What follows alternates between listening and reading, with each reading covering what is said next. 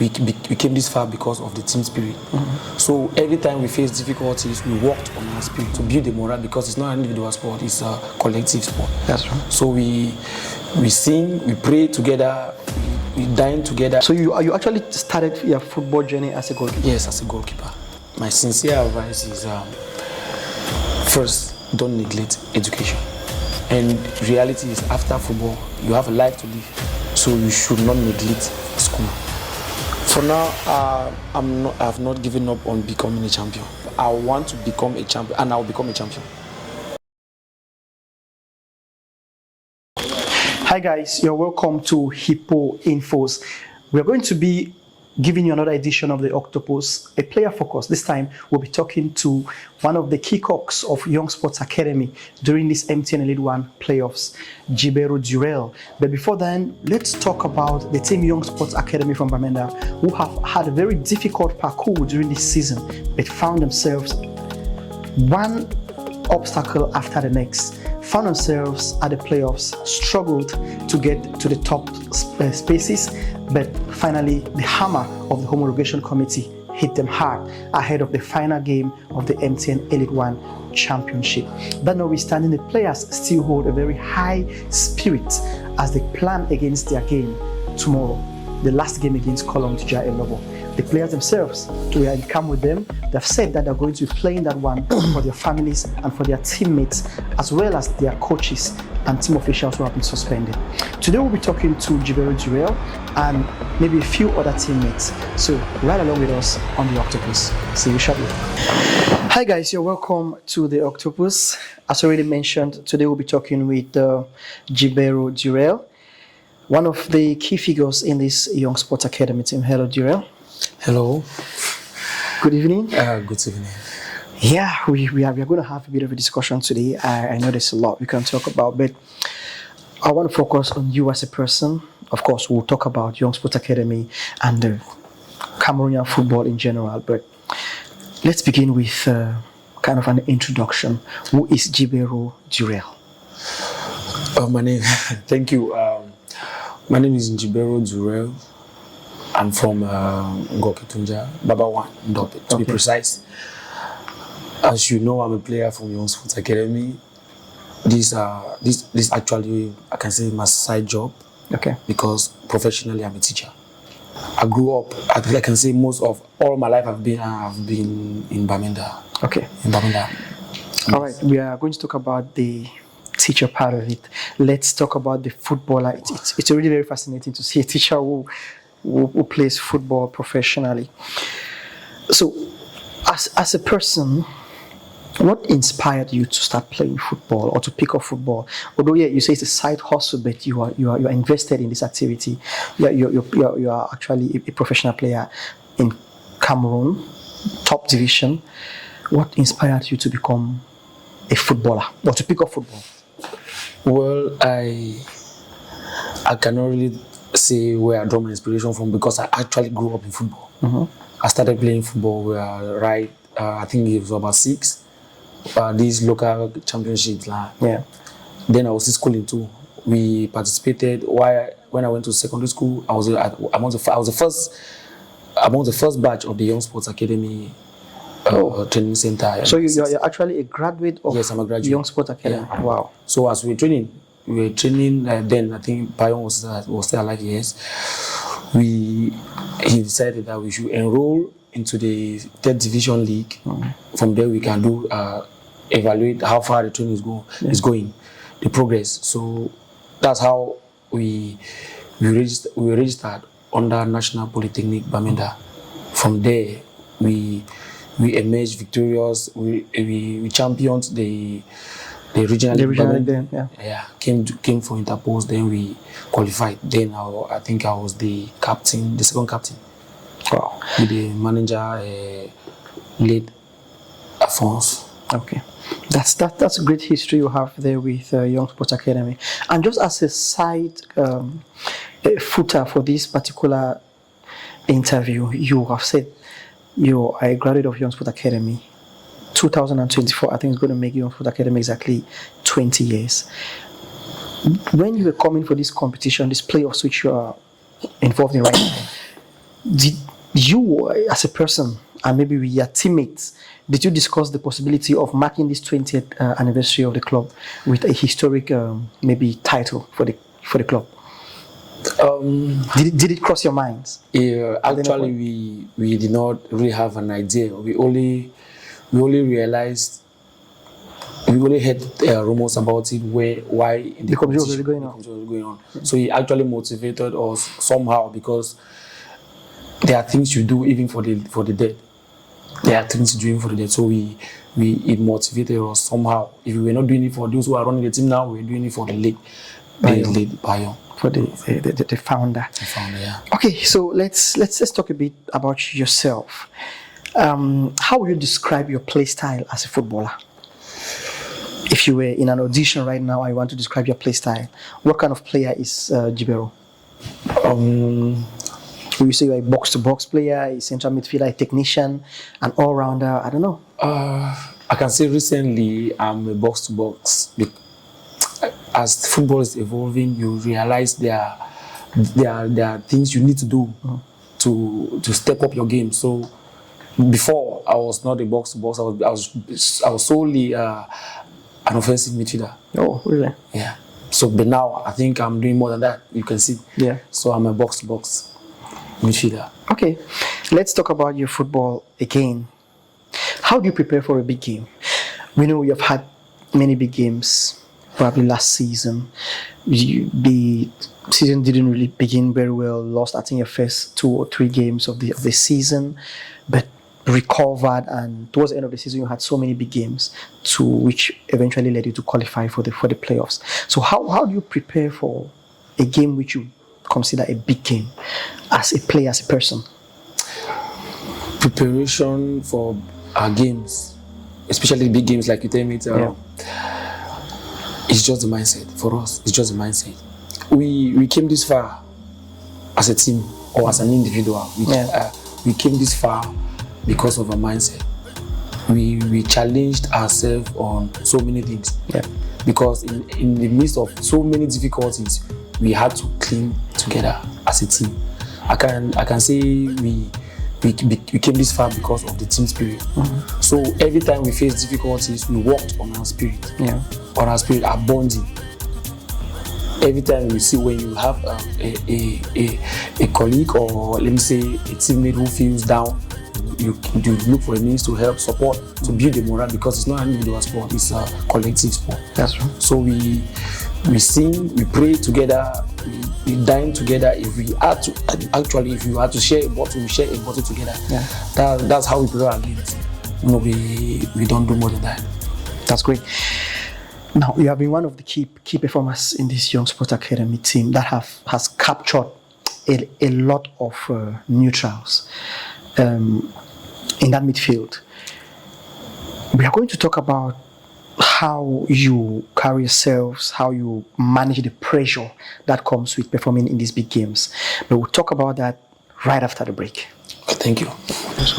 My name is NJIBERO Durell, a player from Yong Sports Academy. Keep following Hippo for all updates about Cameroon football. Thank you. Hi guys, we are still here with the NJIBERO Durell, Yong Sports Academy midfielder.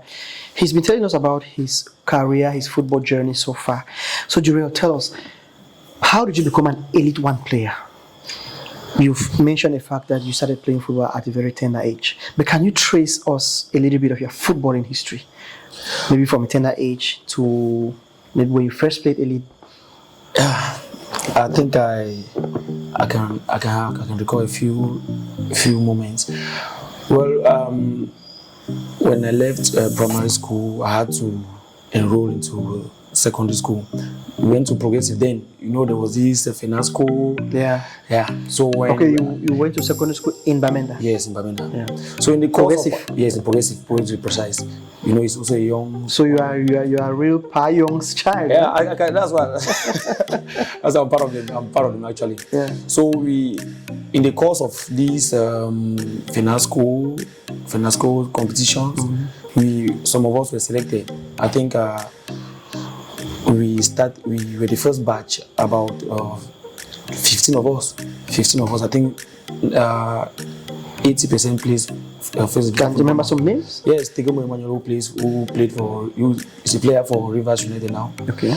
Raiso Haji, a player for Bafut Rangers. Achalovis who plays for Fufu Club de Baham. Yeah, I know this. I think who again? I think were just so many. Yeah. So back then, few of you were selected. So yeah, few of us were selected as like the first batch to represent the first batch, and from there we left school. We were staying there because it was a camp like. We were staying there, training in the morning. Then from there we go to school. The bus takes us to school. In course of training, we had to do some evaluation. Like we had to know how the progress is. So we were enrolled into the regional league. So we were just participating, not like we aimed to be champions.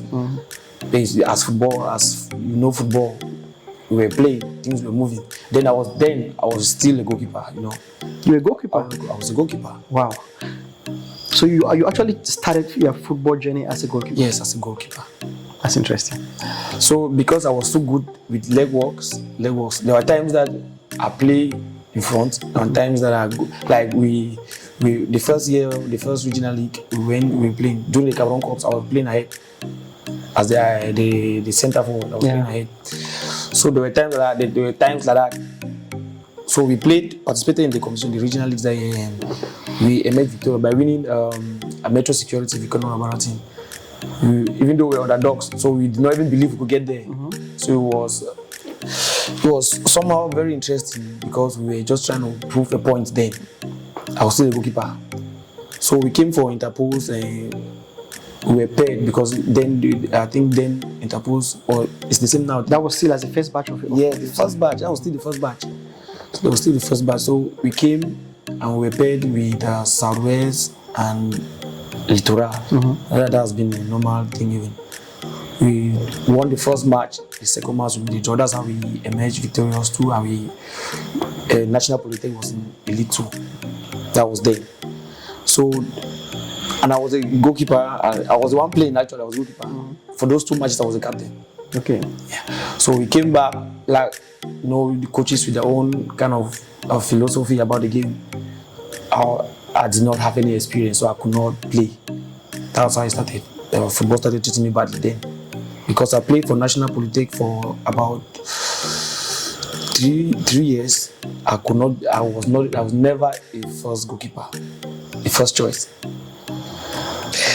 So, based on your experience so far as a footballer, what advice can you give to young aspiring footballers? Of course, there is no asking a question, both sporting wise and your personality. There are people who will be looking up to you, who would like to be like Jibero, who want to be maybe in your neighborhood and all of that. You haven't told us about your neighborhood, where you stay in Bamenda, where you grew up.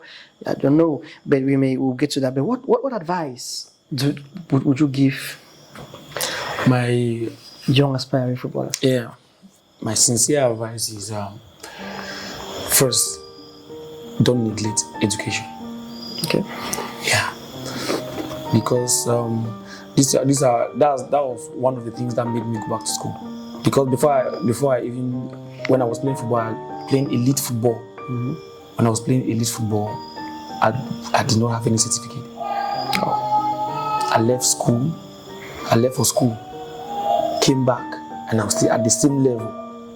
They had the top flight of the league. Yeah. So I want to say football is not running. It's just about a good programming.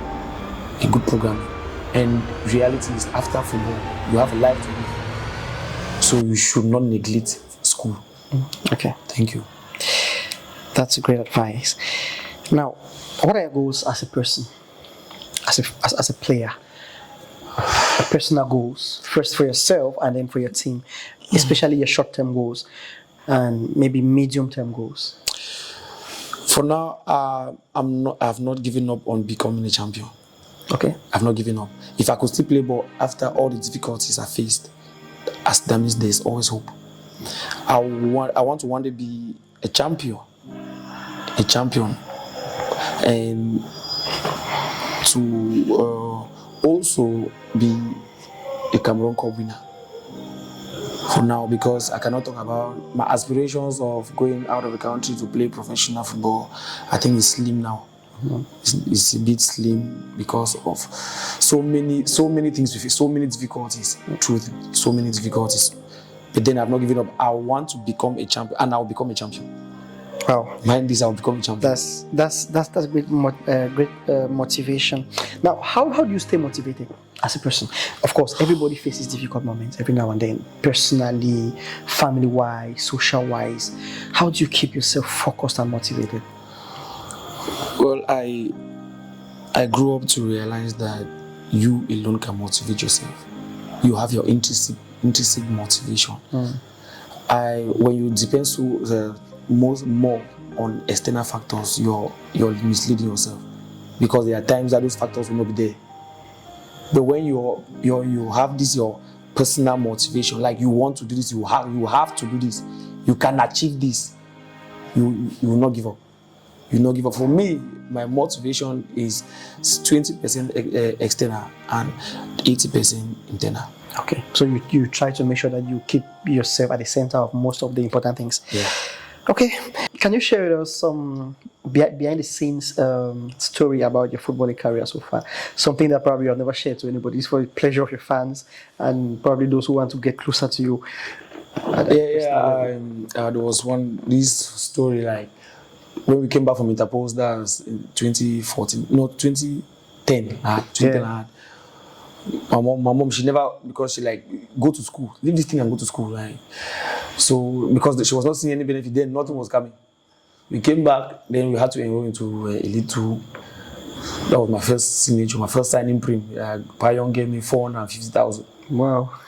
My first signing prim. I brought it to the house. My mom was like, this thing's sweet, eh? This thing like, my pikin. That's it, we play. Then she was one who was interested in the. She was asking updates. Yeah, she was asking updates, back-to-back updates. Yeah.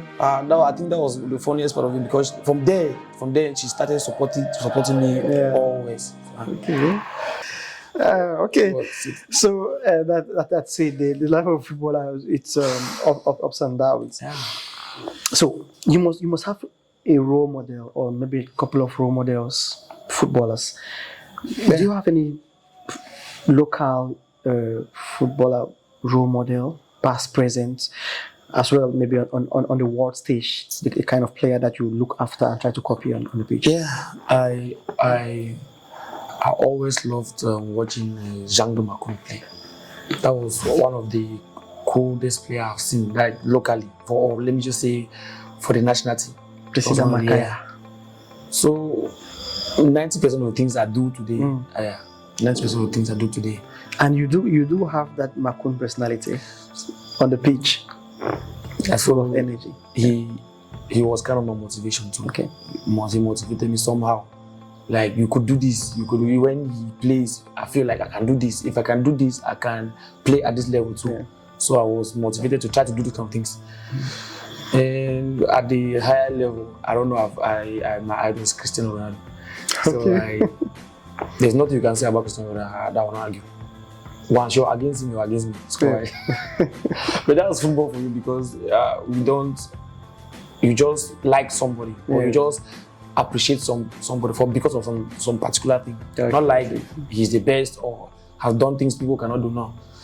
But his discipline, his commitment to a lot. Just the fact that he worked to have what he has. It proves, it speaks a lot. Like, if you work, you can achieve a lot. Yeah. And he always believes always. So I think he's one of the reasons I'm telling you that I'm going to be champion. Okay, great.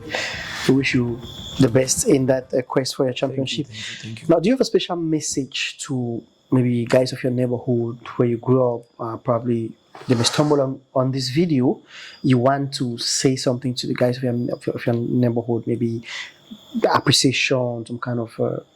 So just look at the camera over there and talk directly to those people. All right. I want to relate with you. Everybody around Nacho, because that's where I've lived all my life in Nacho. Tegemo, Mabosiri, Chobangala, Susu, Eve. I want to say all is not lost yet. Now, we just lost a fight, not a battle. We are still in it. And I know you guys believe in me so much, so we still have a long way to go. And this time I'm not going alone, I'm going with you people. Thank you. Okay. All right, so I hope you enjoyed the discussion. Yeah, no, I did. At least we have a better understanding of the man himself, Jibero, the player. You haven't yet told us what subject you teach, but I think that would be a secret. We are going to keep it. Maybe some other time we are going to tell our fans and followers, our viewers, of those other things. But we cannot separate without talking about the playoffs. So what has been your appraisal of the playoffs, the footballing aspect of it, the performance of your team, the level of Cameroonian football as a whole? If you were to say something about Cameroonian football, let's stick with the football first of all, then we can talk about other things. I think, truth be told, it's improving. Okay. A lot is improving in Cameroon football. Just the pitches we use now. Yeah. It's a lot. It tells you a lot about the football already. We are able to have matches broadcasted, and we have players with jersey names. You see a lot truly. Some teams, salaries, motivation, and we did not have this before. So I think in the long run we're going to have better. Yeah. The process is just a process. I think from now, the way it has started, I believe that in the future will be better. Be much more better. So what are the things that you think can improve or should improve if our league wants to go from strength to strength? From a personal point of view. From my point of view, I think we need to focus on making players understand that they can make a living from playing in Cameroon. Yeah. They can make a living, because from what we earn, the project was to see that players have a certain level of income, Yeah. They are not looking into it to see that those players actually have it. Yeah. There's no follow up. They do not follow up. They don't follow up. So I will not go deep into talking about the situation, but I think they should do more. They should make more effort to know.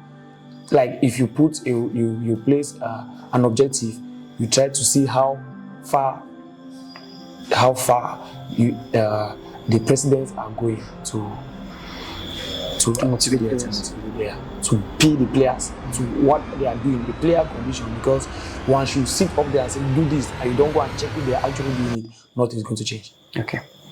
All right, we hope it all goes well. Maybe 2-3 years from now, we'll look back at this period and say, okay, the challenges were just a stepping stone to bigger things for our league. So it was nice having you on our program, The Octopus. It's on Hippo Infos. We wish you the best in your career. We wish you the best for the game of tomorrow. Thank you. And for the rest of the season. The cup games are still to come, so let's hope you still get to be a champion. I still have a chance. There's another time to fight. Yeah. We don't give up. Okay. Thank you. All right. Thank you so much. Yeah. Have a good time.